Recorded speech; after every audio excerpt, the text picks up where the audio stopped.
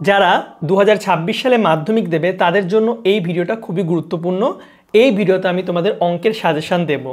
তো তোমাদের পাটিগণিতে 3টে চ্যাপ্টার আছে, সরল সুদ, চক্রবৃদ্ধি সুদ ও সমাহার হ্রাস বৃদ্ধি এবং অংশীদারি কারবার। 3টে চ্যাপ্টার থেকে 12 নম্বর আসবে, পাটিগণিত থেকে 12 নম্বর আসবে।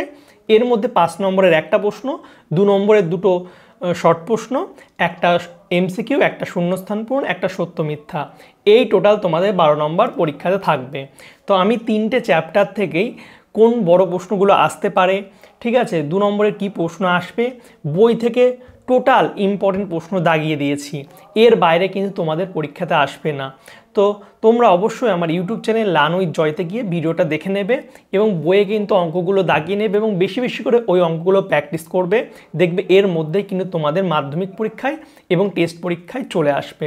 তো অবশ্যই এই ভিডিওটাকে তোমরা বেশি বেশি করে তোমাদের বন্ধুদের সঙ্গে শেয়ার করে দাও এবং তাদেরকেও এগুলো বেশি বেশি করে প্র্যাকটিস করতে বলো। ভিডিওটা ভালো লাগলে লাইক, কমেন্ট, শেয়ার করবে।